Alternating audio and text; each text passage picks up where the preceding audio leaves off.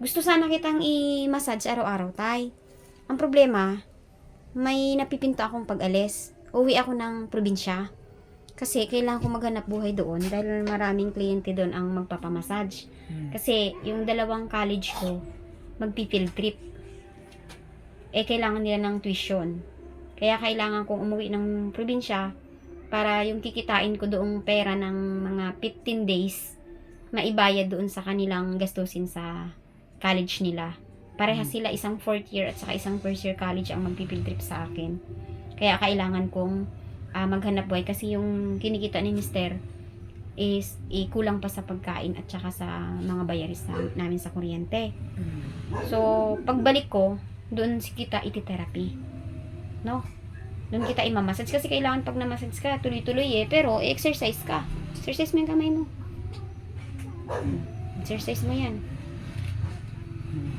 Tapos, kailangan pa namin bumili ng antibiotic mo kasi may reseta kang gamot. Bibilang ka pa namin ng tsinelas, tingnan namin kung paano kami makakahagilap ng pangbili ng gamot na reseta mo. Pero ngayon, hahanapin muna namin yung pupuntahan namin para yung bill na bayaran mo ay masettle namin doon. Makabalik kami. Kung hindi man kami makabalik mamaya, bukas, ang mahalaga, may pagkain ka, may tubig ka na, no? May kailangan ka bang bilhin? Ha? Pagkain lang.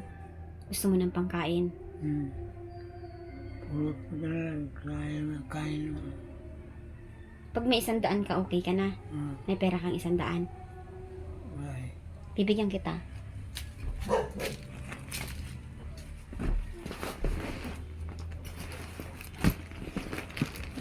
Bibili na, bili ka. Ha? Bili na siya. Sino po? Hindi Anong pagkain ang bibilin sa'yo? Bibili na lang kami? pa. Kaya nga tayo, ibig ko sabihin, wag na pera. Bibili na lang kami ng pagkain mo. Ito ko, naman ito. Opo.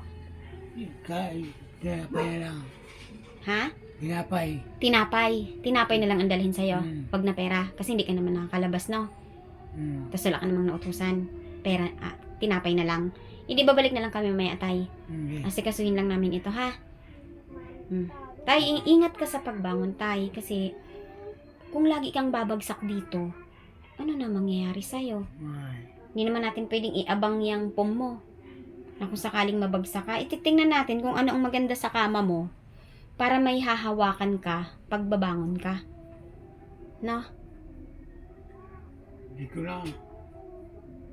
Oo, tay. Sige, tay. Kasi naman yung bill mo. Kasi, nandito yung ano natin sa ospital, yung paglabas natin, pupuntahan namin ito para maayos namin. Tingnan natin kung isettle itong nandito kasi yung bill mo sa ospital. Lakarin muna namin ngayon, ha? Ngayong maaga kaming makabalik, babalikan kita para ibigay yung tinapay mo, yung makakain mo dito. Pero wag ka na magkakape. Ha? Kung kinakailan, tubig lang ng tubig, ha? Tapos, sana mga ka-therapy, tayo naman po talaga ikapos sa mga mabibili para kay Tatay Jun. Ayan. So, sana mga ka-therapy, kung may gusto pong magbigay ng tulong kay Tatay Jun, kahit pangbili po ng arenola, ng sabon niya, ng kahit yun lang po, mga simpleng kailangan lang ni Tatay Jun, ay kung may nais po sa inyong mag-abot ng tulong sa kanya, tapos yung sando na damit para hindi si Tatay Jun nahihirapan. Tapos titingnan natin ito, wala siyang kuryente. Hindi natin alam kung paano po ito matutulungan si Tatay kasi una ay wala kang extension dito tayo, no? Tapos hindi pa natin nakakausap yung yung may-ari ng kuryente, sarado ang bahay. So, ngayon tay, babalik ako kung masettle namin ito ng maaga. Pag hindi, bukas kasi nalalapit na yung pag-uwi ko ng probinsya So, marami akong inaasikaso ngayon. Ang gusto ko bago ako umalis, ay may maayos ka naman dito na lagay, no? Ha? Ayan, maraming salamat mga ka-therapy sa mga nagmamahal po kay Tatay Jun. Si Tatay Jun talaga mga ka-therapy ay alalang-alala na kay Casey dahil ilang araw na pong hindi umuwi. Nag-aalala din po siya na baka mapahamak. Tay, Ang aking ano lang sa'yo, kahit nakaupo ka ay pwede kang mag-exercise. Kung nakahiga ka, pwede ka rin mag-practice ng paggalaw-galaw ng katawan, tay, ha? Tulungan tayo, tulungan. Bukas yan, bukas. Angkas. Pero mag-iingat, ha? Huwag pipilitin. Baka mamaya sabihin mo bumagsak ka dahil pinapa-exercise kita. Yung kaya mo lang, tapos mag-exercise ka yung nakakain ka. Kasi pag wala kang kain, bigla ka nag-exercise, bigla ka nawalan lakas, pwede ka kasing bumagsak. Tapos, tubig ka lang muna ng tubig para yung mga kape na naipon sa katawan mo dahil araw-araw ka halos nagkakape, mai-flush out sa pamamagitan ng ihi mo. Tubig, no? Tubig na lang. Okay. Gusto ko yan, malinaw ka na magsalita. Pagkatapos po mga ka-therapy ni Tatay John, lumabas ng hospital, ay maayos siya magsalita. Sige nga, tay. Kunwari, may viewers na nanonood sa'yo or sponsor mo dati, ano po ang sasabihin mo sa kanya? Malinaw na salita.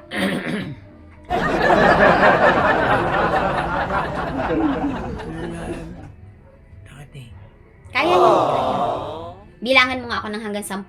1, 2, 3, 4, 5, 6, 7, 8, 9, 10. Yung malinaw. O, kaya mo yun. Sige nga. Dry kasi tayo ang lalamunan mo. Kaya kahirap magsalita. Pero, dahil nandyan na ang tubig mo, pinalagay ni husband, umigib si husband, ay inom ka palagi para mag ano ulit, mag ano yung lalamunan mo, hindi na siya mag-dry. No? O, sige nga, kung may sponsor na nanonood sa'yo, anong gusto mong sabihin sa kanya? Kanto. Oh. Lalagay ako ng tubig. Tapos ano ko. Opo. Yan, maglalagay daw siya ng tubig. Tapos yung tubig. Opo. Opo. Papraktisin mo magkanta minsan. Okay. Yo, ano ba yung favorite na kanta mo? Ha? Ano ba yung favorite na kanta mo noon? Hindi nga. Freddy Aguilar? Kasi kung magpa-practice ka tayo na magsalita, magkanta, mapapractice yung heart mo, yung breathing mo. Hinga ka nga malalim. Ganun ka. Exhale, inhale. Masakit ang iyong leeg? Sa lalamunan mo? Mukha ka namang walang bukol eh. Tonsil lang yan. Na-dry lang yan, tay. Tapos wala ka laging kausap. Diba? O sige, ano sasabihin mo sa sponsor? O, pasalamat ka na lang tayo sa mga sponsor na tumulong sa'yo noon sa pamamagitan po ni Idol Jojo Albasan. Ayan mga ka-therapy, si Tatay Jun, si Casey, sila Mami Angelica, at sila Chacha ay content po ni Idol Jojo Albasan na natulungan po sa pamamagitan ng mga mahal na sponsor. Maraming salamat po sa inyong lahat. Thank At you sa mga very sumuporta much. po sa kanyang YouTube channel, ganun din po sa mga sumuporta po sa aking YouTube channel. Si Idol Jojo Albasan, mga ka-therapy, sa nagtatanong po ay wala pa po tayong information kung ano po ang kalagayan ni Tatay ni Idol Jojo Albasan sa ngayon. Pero may mga iilan po na nagko-comment po sa loob ng ating YouTube channel na si Idol Jojo Albasan daw po ay nasa hospital. Nagkasakit at nasa hospital. So, ano po, sana nga po mga ka-therapy ay magkaroon tayo ng balita tungkol po sa kanya. Kasi baka nangangailangan din po siya, mga ka-therapy, ng tulong. Kung siya po ay nasa hospital, hindi po nakakapagtrabaho, may karamdaman po, ay isa rin po siya sa mga nangangailangan po ng tulong. At sana po mga ka-therapy ay magkaroon tayo ng update kung ano po ang naging kalagayan niya. At hindi naman po sa pinababayaan niya si Tatay Jun at sina Casey. So matagal na panahon po niya na inalagaan ang mag-aama. Nilagyan pa po nila ng tahanan, ng mga supply. At sa ngayon po ay baka siya naman po ang nangangailangan ng tulong. So, sana magkaroon tayo ng balita tungkol sa kanya. Magkaroon tayo ng connection kung nasaan po siya. At kung nasa ospital man siya, mga ka-therapy, sana po ay may maitulong din po tayo sa kanila kung kailangan po niya na ng tulong sa pamamagitan po ng mga viewers na nais pong tumulong po sa mga mahirap na kalagayan po nila. Ayan, sige tay, halis muna kami tay, ha? Okay ka na? Ha? Pasalamat ka kay husband. At siya po ay nagdala ng mineral. Tapos naglinis. May tubig nga dito. Ha? May tubig nga dito. O, ta. Nakakarating ka ba dito? Diyan siya tumatambay minsan eh, di ba tay? Ay, nilinis na yan tayo ni husband. Pininas lang, wala. Oo, chinelas. Mamaya. O, titingnan natin mamaya. Pasalamat tayo kay husband. Wala siyang trabaho ngayon. Walang gawa sa company. Kaya pinauwi muna. So, nakiusap tayo na alalayan niya tayo. Pa, itong kama ni Tatay John, pa, mas maganda sana kung may nahahawakan siya dito pag babangon siya. Kasi babagsak talaga siya. Wala siya hinawakan eh. Bigla kang babangon. Kagaya niya, naabutan natin na siya ay bagsak. Kahoy, kung may kahoy. Ilang kahoy ba sanang kailangan nito pa? Kung ayusin tong kama niya, malagyan ng... Kahoy lang yan. Ha? Kung kahoy lang lang siguro yun. 3 kahoy na 2 por 2? 2 por 2 na 3 kahoy. So, mahal din ang kahoy ngayon. Ha? Mahal ang kahoy. Hindi. Ano lang yun? Isa. 2 lang siguro. Hawakan lang naman eh. Oh, panghahawakan lang niya. 2 piraso lang yan. Ay, kano, abutin nun sakali. Sabuhin na 400 yun. Kasi 200 lang isa nun. Ah, tapos pako pa. Oo. Ayan mga ka-therapy, ang hirap talaga nito. Babangon ka, tama naman ang taas nung kanyang bed, no? Yung wala lang siyang hinahawakan pag babangon. Problema mo yun, Tay. Wala kang mahawakan pag babangon ka. Dapat may isa kang upuan muna temporary dito sa gilid para doon ka humawak, no? Alis mo na kami, Tay. Kasi kailangan namin, Tay, na asikasuhin tong bill mo. May kanin ba naman? May kanin ka, may tubig. Ito dito muna, Tay. Diyan lang yan. Para in case babangon ka, makakahawak ka dito. Okay, tanggalin na siguro.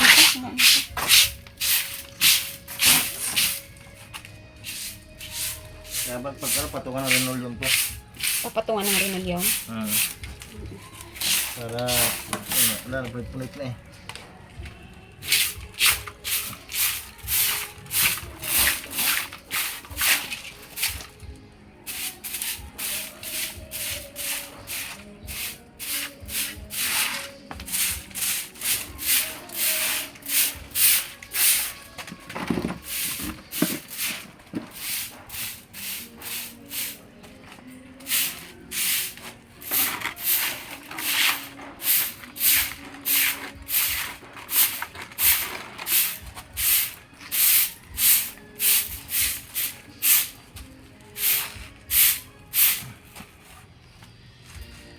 Ano bilang mo na walis? Walis tingting.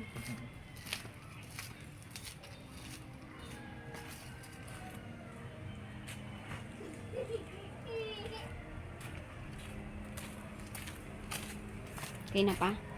Mga tay, ito mo kami tay. Dapat may ilaw ka talaga dyan. Magkano agad yung ilaw? Mayroon pa lang, kulitan no?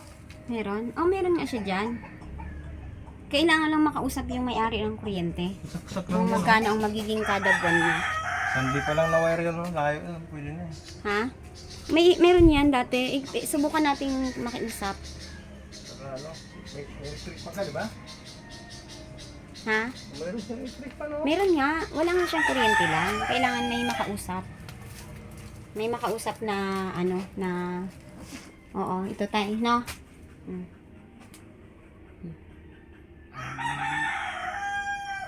Ha? Para mo, Opo. Yan, para makabit yan, no? Hindi tayo titingnan natin kung makakausap natin yung may-ari ng kuryente, no? Ha? So, hindi natin alam kung magkano magiging buwan, isang buwan. Tingnan muna natin yung kahit isang buwan ka lang muna na may kuryente. I-settle na natin kung papaano yun mabigyan ka ng kuryente kahit isang buwan lang muna. Tapos sa sunod na buwan na natin problemahin yung susunod, no? Okay ka na, Tay? eh, Oh, pasalamat ka nga kay husband. Pasalamat ka sa asawa ko. Sa asawa ko. Ayun ang asawa ko. Ayun, salamat ka sa kanya. Salamat, JR. yan, salamat. Tapos, pasalamat ka din sa mga tumulong sa iyo dati. Lahat dati. Kaya sa lahat ng tumulong sa akin, maraming salamat po noon. Maganda, okay lang kwarto na sana yan eh. Kung may kuryente lang. Oo, okay na siya, no? Tapos lagyan ng linoleum na ano, patungan. Tapos yung pagkakainan niya, yung doon siya kakain, may lamesa siya. Kasi ito dapat sa labas ito, papa eh. Para kwarto lang talaga niya ito na walang mga lamok-lamok. Kasi gusto ng lamok yung makalat eh. Tayo na, ilalabas ito. Pwede naman to kung may patungan. Pwede din. So, kung sakaling may magbigay ng pangmaterialis niya, kaya mo tong i-ano, Oo. ilagyan siya ng maayos dito na patungan ng plato niya, tas kainan niya. Kailangan Ayan. na lang yan, oh. Ayun, mga therapy, kung may magtutulong po kay Tatay Jun para mabigyan siya ng maliit lang ng parang istante. Tsaka, ano niya, lamesa. Lamesang maliit. Tapos, hawakan dito, ay si Tatay Jun po ay malaking ginhawa na po yun kay Tatay Jun. Ha? Oo, totoo tayo, yung laking ginhawa sa'yo, no? Walang nawala yung chinelas. Dapat dinala ko na yung chinelas doon kanina. Hindi ko rin alam kasi dinala ko rin dito noon yung tsinelas na blue na dinala natin sa ospital eh. Tuloy na muna kami tay ha. Oh. Ano, okay na? Ha? Ngimiti nga, tatay. Yan. Wala ba yung chinelas? Ha? Sa kabila? Wala. Hindi, try natin kung makabalik tayo mamaya. Tingnan natin. Pero kung hindi tayo, bukas na tayo ha. Oh. Sige tayo.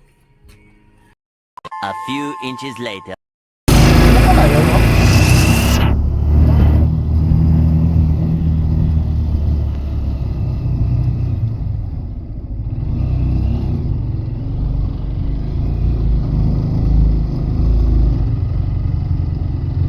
Ayan mga ka-therapy, dito po tayo itinuro.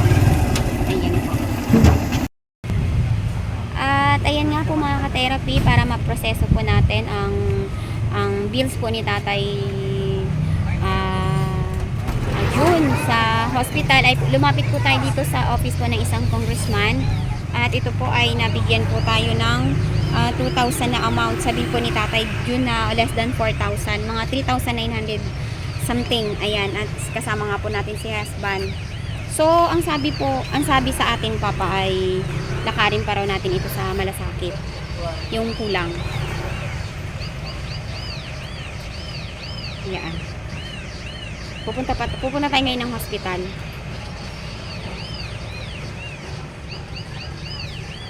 Diretso na tayo. Saan amount ito? Oo, ayan. 2,000. Di, ang kulang na lang natin sa bill ni Tatay Jun ay 1,900. Ayan. 3,937. So, ilapit pa natin ito sa Malasakit. Ayan, labis-labis po ang ating pasasalamat sa kay Congressman Dean Asistio.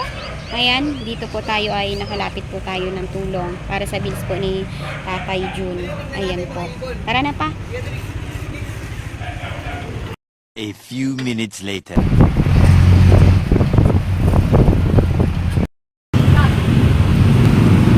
Magkano po face mask? Dalawa lang po.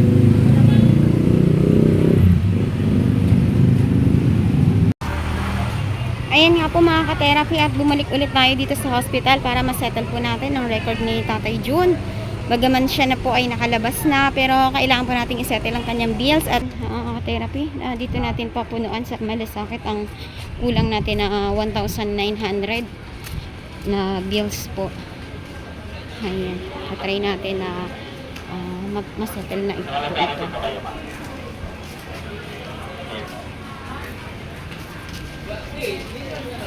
Ayan mga ka-therapy, at napakainit nga po talaga. At nagpahirap po sa atin mga ka-therapy ay ang kawalan ng record ni Tatay Jun. Wala siya any IDs, birth certificate, wala po. Kaya kailangan po natin magpa-xerox ng ating IDs. Ayan, at lumabas nga po tayo dito at mula ay ibigay natin ang nire-request para po ma-settle na po itong ano po ni Tatay Jun. Ayan po. Xerox muna tayo dito. Birthday. Kailangan talaga ng ID. Ayun, mahirap mga ka-therapy kapag walang any documents. Tapos, punta ka po ng hospital. Mag-a-admit ka. Tapos yung patient na walang any documents. Napakahirap ang mga proseso. Ayan. 1 hour later. At ayan nga po mga ka-therapy, ay nasettle na po natin ang bills po ni Tatay Jun. Maraming salamat sa Malasakit at sa isang congressman po na atin pong nilapitan. Ayan, maraming salamat very po sa inyong much. lahat.